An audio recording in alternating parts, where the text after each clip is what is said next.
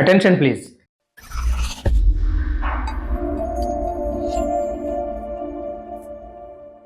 కాపురం చేసే కళ కాలు తొక్కినప్పుడే తెలుస్తుందని సామెత. శ్వేతసౌధం అధిపతి డొనాల్డ్ ట్రంప్ విషయంలో మళ్లీ అదే నిజం రుజువు కావడాన్ని యావత్ ప్రపంచం చూస్తోన్నది. ఇప్పుడు రెండోసారి అమెరికా అధ్యక్ష పీఠం దక్కించుకునే సన్నాహాల్లో భాగంగా మున్ముందు తన దూకుడు ఎలా ఉండబోయేది ట్రంప్ నిస్సంకోచంగా సూచించడం అందరికీ తెలుసు. డాలర్కు ప్రత్యామ్నాయం గురించి ప్రయత్నించే దేశాలను తేలిగ్గా వదిలిపెట్టేది లేదని, భారీ సుంకాల మోత తప్పదని ప్రచార ఘట్టంలో హెచ్చరించిన ట్రంప్ నేడు అన్నంత పని చేస్తున్నారు. అధిక దిగుమతి సుంకాలు విధిస్తున్న దేశాలన్నింటిపైన భారీగా ప్రతీకార సుంకాలు రుద్దుతామని హెచ్చరించిన ట్రంప్ అందుకు ఏప్రిల్ 2 ముహూర్తాన్ని తాజాగా ప్రకటించారు. సుంకాల మోత ఒకెత్తు, అక్రమమంటూ వలసలపై ఉక్కుపాదం మోపడం మరొకెత్తు. నిజానికి 2023 అక్టోబర్ నుంచి 2024 సెప్టెంబర్ వరకు, అంటే ట్రంప్ పునరధికారం చేపట్టడానికి ముందే అగ్రరాజ్యం అమెరికా అక్రమ వలసలపై చర్యలు చేపట్టింది. ఇండియాకు చెందిన 1100 మందిని అప్పట్లో గుట్టు చప్పుడు కాకుండా చార్టర్డ్ విమానాల్లో స్వదేశానికి పంపేసింది. ట్రంప్ చేసింది ఏమిటంటే దాన్ని ఒక ప్రధాన ఎన్నికల అంశంగా మార్చి స్థానికుల ఓట్లకు గేలమేయడం, ఇండియాతో పాటు ఇతర దేశాల్ని ఒకే ఘాటన కట్టడం. పునరధికారం చేపడుతూనే అక్రమ వలసలపై, అధిక సుంకాలపై ఫోకస్ పెట్టడంతో ట్రంప్ అజెండా గగ్గోలు పుట్టిస్తోంది. అసలు ట్రంప్ అంటేనే దుందుడుకుతనం, అడుగడుగున పెను సంచలనం. అందుకే ట్రంపరితనం అనే ప్రయోగం వ్యాప్తిలోకి వచ్చింది. పెరుగుతున్న ధరలు, పతనమవుతున్న జీవన ప్రమాణాలపై అమెరికన్ల దృష్టి కేంద్రీకృతం కాకుండా అక్రమ వలసలు, సుంకాలపైకి మళ్లించడంలో ట్రంప్ కృతకృత్యులయ్యారు.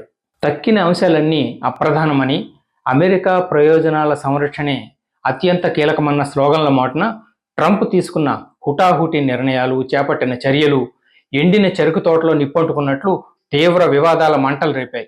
రెండోసారి కుర్చీ ఎక్కుతూనే అమెరికాలో ప్రవేశించే నిమిత్తం పరిమిత స్థాయిలో కార్మికులకు అనుమతి పత్రాల జారీకి ఉద్దేశించిన CBP-1 యాప్ను ట్రంప్ తుంగలో తొక్కారు. సరిహద్దుల నుంచి అక్రమ ప్రవేశాల నిరోధం కోసం ఎగ్జిక్యూటివ్ ఆర్డర్పై సంతకం చేసిన ట్రంప్ ఎట్టి పరిస్థితుల్లోనూ వలసదారులను ఉపేక్షించేది లేదని హుంకరించారు. అవసరమైతే సైన్యాన్ని, ఇతర భద్రతా దళాలను బరిలోకి దింపుతానని కొరడా ఝుళిపించారు. అమెరికా లెక్కల ప్రకారం స్వస్థలాలకు తిరుగుటపా కట్టించాల్సిన వారిగా నివేదికకు ఎక్కిన విదేశీయులు సుమారు 15 లక్షల మంది.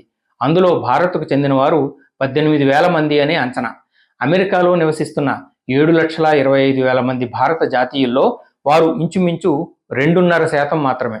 అమెరికా అక్రమ వలసదారులను తిరిగి పంపేయడం పట్ల కొలంబియా, మెక్సికో వంటివి తీవ్ర అభ్యంతరాలు వ్యక్తం చేశాయి. ఇండియా అలా గొడవ చేయలేదు.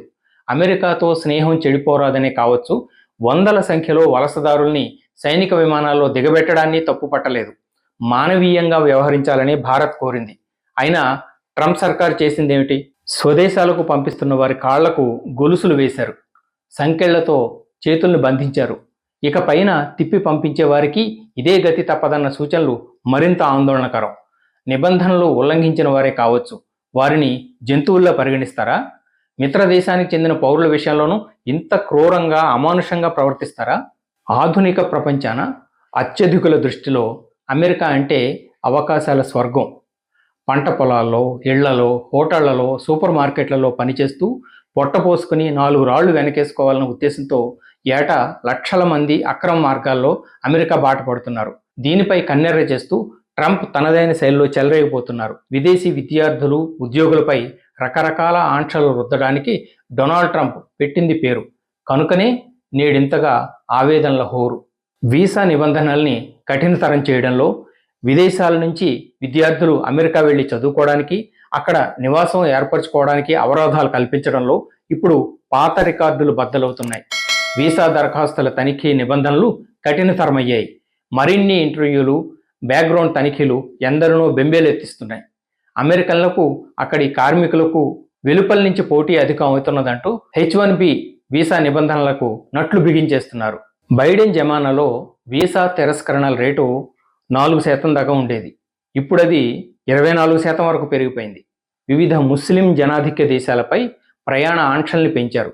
చైనా విద్యార్థులకు తనిఖీలు విస్తృతం అయ్యాయి. చట్టబద్ధంగా వలస వచ్చిన వారిపైన శ్వేత జాతీయులు ఆక్రోశం, అక్కసు వెళ్లగొక్కుతున్న కారణంగా ఇండియా సహా వివిధ దేశాల నుంచి సక్రమ వలసదారులపైన ఒత్తిడి పెరిగిపోతున్నాయి. చాలామందిలో అనిశ్చితి, ఉత్కంఠ ఇంతలంతలవుతున్నాయి. ఈ అనారోగ్యకర వాతావరణం ఇలాగే కొనసాగడం ఎవరికీ మంచిది కాదు. నిజం నిష్ఠురంగా ఉండవచ్చుగాక, అసలు అమెరికా అన్నదే వలసదారులతో ఏర్పడిన దేశం. దీపస్తంభాన్ని, పొడుగాటి క్రీనీడను వేరు చేయలేనట్లే అమెరికాను అక్రమ వలసల తాలూకు దుష్పరిణామాలను దేనికదే విభజించలేం, విడివిడిగా చూడలేం. అక్రమ వలసదారులెందరూ మెక్సికో, కెనడా దేశాల సరిహద్దులు దాటి అమెరికాలో ప్రవేశిస్తూ రకరకాల మాదక ద్రవ్యాలను దేశంలోకి తరలిస్తున్నట్లు ట్రంప్ చేస్తున్న ఆరోపణల్ని పూర్తిగా నిరాధారమని కొట్టిపారేయలేం. అమెరికాను అస్థిరపరిచే అక్రమ వలసల కట్టడిని ఎవరూ అభ్యంతర పెట్టరు. అక్రమ వలసల జాబితాలో తన పేరు లేకుండా, చేరకుండా ఇండియా జాగ్రత్త పడాల్సిందే.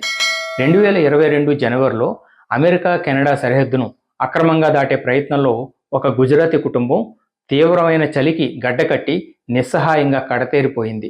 ఏటా సగటున 90,000 మందికి పైగా భారతీయులు అక్రమంగా అమెరికాలో ప్రవేశించడానికి ప్రయత్నిస్తూ దొరికిపోతున్నారని అంచనా. అంతమంది వాళ్ళంతట వాళ్ళు అంతటి దుస్సాహసానికి ఒడిగట్టరు.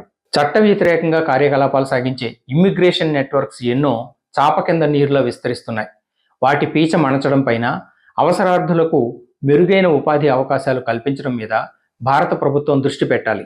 ఒక అమెరికానేముంది, కెనడా, ఆస్ట్రేలియా వంటివి ఇమ్మిగ్రేషన్ విధానాలు, వీసా నిబంధనల్లో మార్పులు తెచ్చాయి.